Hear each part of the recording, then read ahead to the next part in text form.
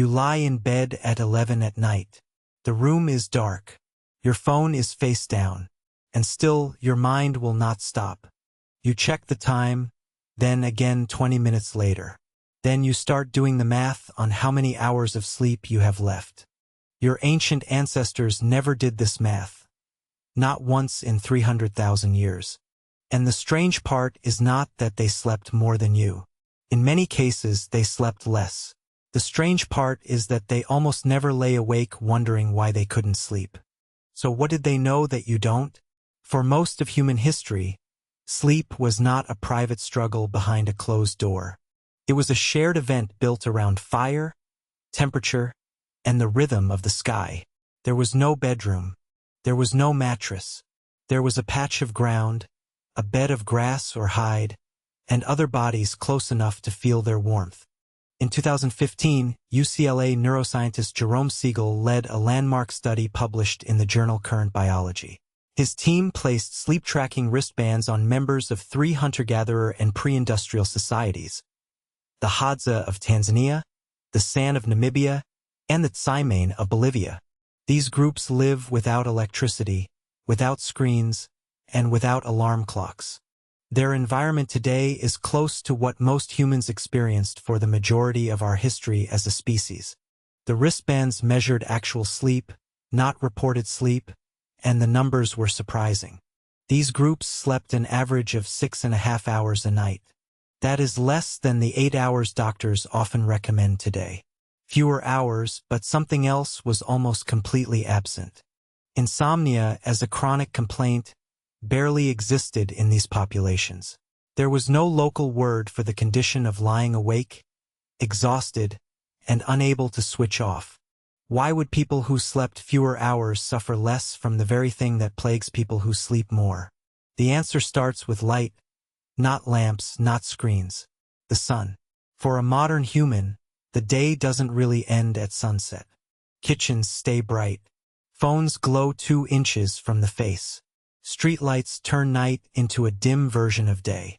Harvard sleep researcher Charles Cheesler has spent decades studying how artificial light disrupts the body's internal clock, showing that even modest evening light exposure delays the release of melatonin, the hormone that signals the brain it is time to rest.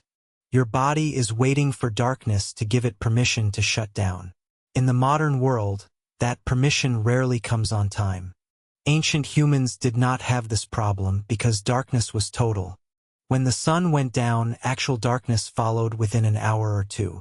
There was firelight, but firelight is dim, warm-toned, and flickering. Nothing like the blue-white glare of a screen. Your ancestors' eyes received a clean signal.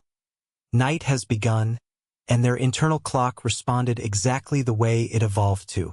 Picture a Hadza campsite as the sun drops toward the horizon. The orange light stretches long shadows across the dry grass. Someone builds up the fire, not for light to work by, but because the temperature is already falling. Voices lower. Nobody announces bedtime. There is no clock to check, but the group naturally starts to wind down together, the way a herd settles before nightfall. Conversation gets quieter, more relaxed, sometimes about the day, sometimes just idle. Children fall asleep first, tucked against a parent's side. There is no pressure to sleep. There is also no fighting the urge to stay up scrolling through anything at all. The body simply follows the fire down to embers, and the mind follows the body. There is a second layer to this story, and it comes from history rather than anthropology. Historian Roger Akirch, in his research on pre-industrial European sleep patterns, uncovered something almost nobody expects. Before artificial lighting became widespread, many people did not sleep in one continuous block. They experienced what Akirch calls first sleep and second sleep, 2 segments of rest separated by an hour or 2 of quiet wakefulness in the middle of the night. During that waking window, people prayed, talked softly, had sex, or simply lay in the dark thinking. Then they drifted back into a second sleep until morning. Here is the twist. Waking in the night was not treated as a problem. It was expected, normal. Nobody diagnosed it as a disorder because nobody believed sleep was supposed to be one unbroken stretch in the first place. Compare that to a modern person who wakes at 3 in the morning and immediately panics, certain that the night is ruined and tomorrow will be wrecked. The waking is the same. The reaction to it is completely different. Could it be that some of what we call insomnia today is not a broken body, but a broken expectation? Temperature tells a similar story. Sleep scientists have long known that the body needs to drop its core temperature by roughly 2 degrees Fahrenheit to fall into deep sleep. Ancient humans lived this rhythm automatically. As night fell, the surrounding air cooled, the fire's heat faded to embers, and the body cooled right along with it. There was no thermostat holding the bedroom at a constant 70 degrees. No memory foam trapping body heat against the skin all night. The environment did the work of preparing the body for sleep, without anyone thinking about it at all. Then there is the absence of a very specific modern intruder, the racing mind.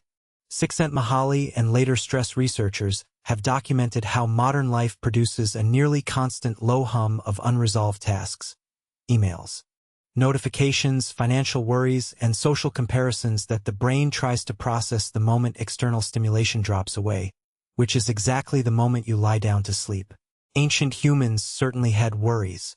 A hunt that failed, a coming storm, a sick child. These were real and sometimes urgent. But at night in the dark, with almost nothing to look at or do, there was far less new information for the brain to chew on.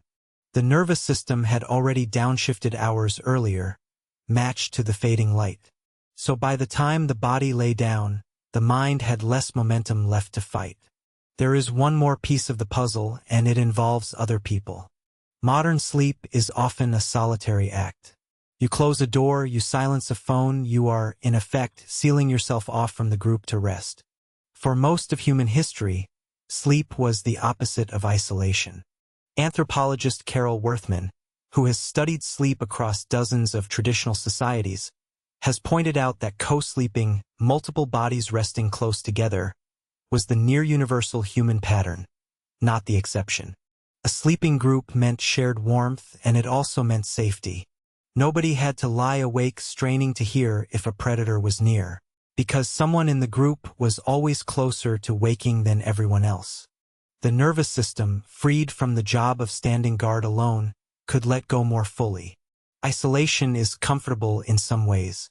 It is also, biologically speaking, a novelty our body never evolved to expect. At the exact moment it is supposed to feel safe enough to shut down. Consider, too, what ancient humans were not doing in the hour before sleep. They were not reviewing an inbox. They were not scrolling past hundreds of other people's curated lives, quietly comparing their own day to a highlight reel. They were not lying in bed replaying a tense message they sent hours earlier, waiting for a reply that might not come until morning. The hour before sleep, for most of human history, was almost boring by modern standards. Low light, low stimulation, familiar voices, the same fire, the same sky. Boring, it turns out, may be exactly what a nervous system needs in order to downshift. Researchers studying pre-sleep arousal have found that cognitive activity in the hour before bed, worry, planning, unresolved emotional loops, is one of the strongest predictors of how long it takes someone to actually fall asleep. Take away the smartphone and the inbox, and you take away a huge share of that late-night mental noise. Your ancestors weren't disciplined about this. They simply didn't have the option to be otherwise. Sleep researchers also point to a factor that is easy to overlook: physical exhaustion of the right kind. Ancient daily life involved hours of walking, digging, climbing, carrying, and gathering, real physical output tied directly to real physical need. That kind of movement is strongly associated with deeper, more efficient slow-wave sleep, the stage where the body repairs tissue and the brain clears out metabolic waste. Modern life, for many people, offers the opposite combination. Long hours of mental effort with very little physical output, so the body arrives at night wired rather than worn. The mind is tired, the body often is not, and a body that never truly used itself during the day does not always know how to fully release at night. Now bring this back to your own bedroom. You turn off the light and lie there, but your brain does not believe night has truly started. because 30 minutes ago it was staring into a screen as bright as the midday sun. Your bedroom holds a steady, comfortable temperature all night, so your core never gets the falling temperature cue that used to trigger deep sleep. And if you wake at 3 in the morning, you assume something is wrong with you, when for most of human history, that same waking was simply Tuesday. None of this means you need to sleep on the ground by a dying fire. But it does mean the fight you're having with your own sleep might not be a fight with your body at all. It might be a fight with your environment, one that your ancestors never had to have because their environment did most of the work for them. You lie in bed at 11 at night, and this time you notice the glow of the lamp. Still ticking your mind awake, the room a few degrees too warm, the quiet buzz of a mind that never really got the signal to power down. Ancient humans slept better than you not because they tried harder. They slept better because the world around them never stopped whispering, in fading light and cooling air, that it was finally, truly time to rest.